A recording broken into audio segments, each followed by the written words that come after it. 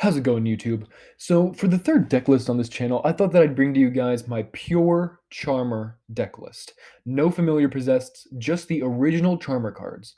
So, I don't even think I play any of the new cards that were added in the new structure deck. So, let me just get into the deck list and I can explain to you guys how this deck works. So, I'm just going to start off with the Charmers. I'm playing 3 Dark the Dark Charmer, 3 Also the Earth Charmer, and 3 Line of the Light Charmer. I don't play the other Charmers in the main deck just because I like to keep the consistency of what Charmers I'm going to see. And odds are, if you're playing against an opponent you don't know, they're most likely going to be playing either Dark, Light, or Earth.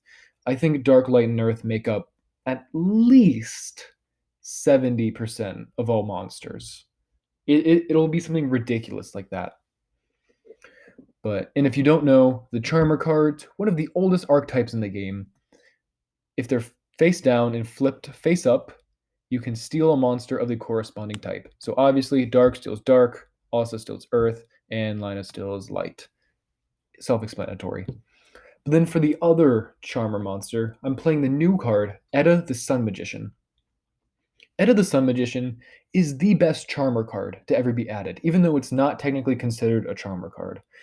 So if this card is normal or flipped summon, you can special summon a spellcaster with 1500 defense from your hand or deck in face down defense position. So that's obviously any of your Charmer cards. And then, during your opponent's main phase, this is a quick effect by the way, you can change a face down spellcaster monster you control to face up attack or defense position. So you use Edda's effect, you search the Charmer that you want, and then during your opponent's main phase, you can activate her other effect, flipping it to face up defense position, then stealing the monster back. So this is what it was missing. This is why Charmers were never playable before. They needed quick effects to disrupt your opponent's combos, not waiting for your opponent to attack into it, then flip face up, and then steal a monster. It's too slow. Yu-Gi-Oh! Is a fast-paced game these days, so you need quick effects like this, and that's why I decided to build this deck. Then, apart from the Charmer cards, I'm playing 3 Silent Magician and 1 Silent Magician level 8. So these are your attacking cards in the game. Something that this deck does struggle with is that it doesn't have a good way of attacking unless you're stealing from your opponent. So Silent Magician is just a great way to actually get a big monster on the field, and being able to quick effect negate spells is not a bad effect either. And also, if Silent Magician is destroyed, you're able to summon out Silent Magician level 8, which is essentially just a beat stick that's unaffected by spells. Great cards. I love the monster lineup. But now I'm going to go into the spells. I play 3 Book of Taiyu. Obviously, why you set the Charmer down that you want, you activate Book of Taiyu from your hand, change it to face up defense, face up attack position, activate the flip effect, and steal a monster from your opponent. It's that easy. I don't even think I need to go into why that's good. I play 3 Pot of Prosperity. New cards. It's not released in the TCG yet, so I have to play online with the OCG card, but you banish 3 to 6 cards from your extra deck, then you can look at that many cards from the top of your deck, add 1 to your hand, shuffle the rest back into your deck. So the reason why this is replacing Pot of Extravagance in every single deck is because you get to choose the cards in your extra deck, which is not a feature that Pot of Extravagance has.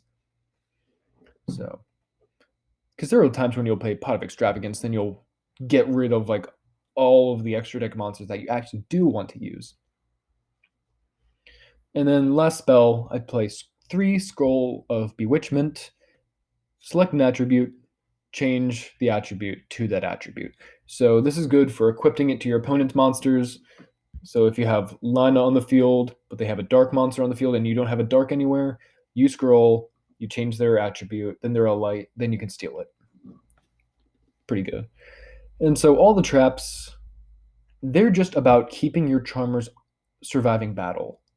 Because if a Charmer is destroyed during the battle, the monster that it steals gets returned. So if the Charmer leaves the field at any point, possession returns to your opponent. And we don't want that. We want to steal them for as long as possible or to use them as fodder for extra deck.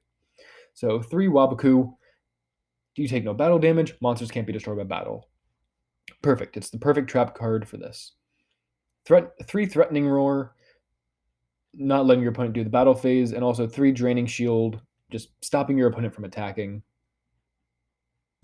Then you play 3 Trap Trick, just increasing the chances of you going to Waboku or any of your other traps to keep you alive. And then 3 Unpossessed. It's perfect. It's just a better Waboku. Your Charmers aren't able to be destroyed by battle, so your opponent attacks into a face-down Charmer. You activate this, not destroyed by battle, and then you steal a monster.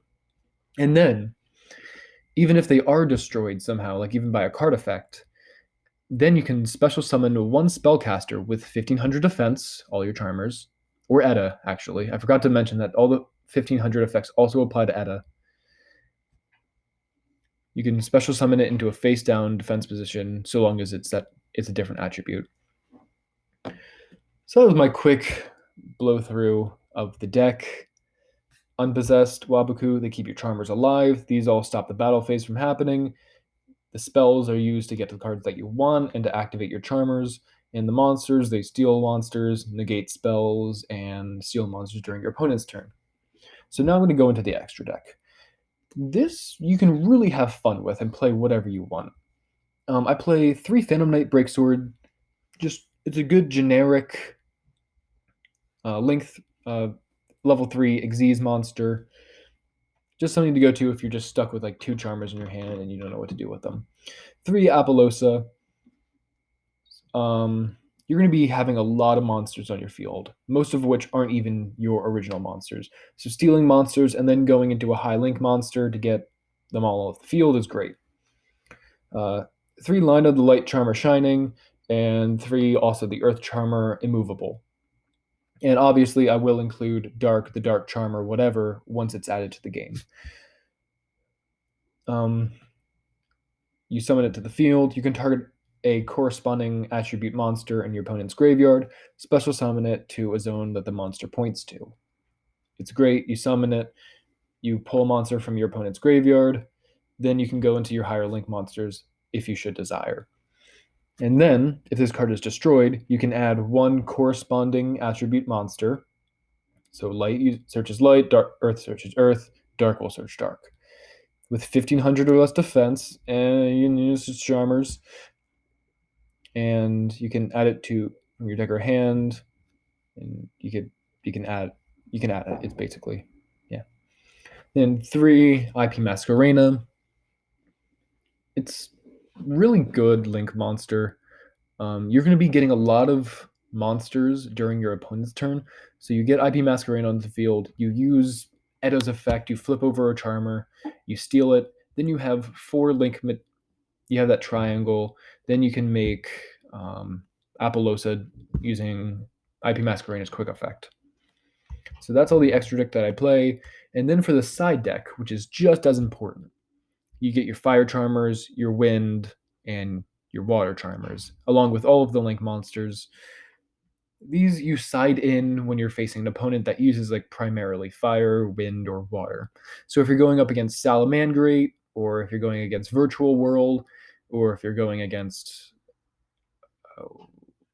I don't know, whatever uses water these days, it doesn't matter. Water monsters.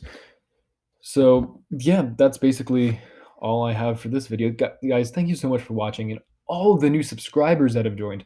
We are almost at 100 subscribers, and the first video that I posted is almost at 300 views. So thank you guys so much for watching. Please consider liking and subscribing, leaving a comment. I love reading your comments and responding to them. And please consider checking out my Twitch, where I test out all the decks that I show you and a lot more. So thank you guys so much for watching, and I'll see you next time.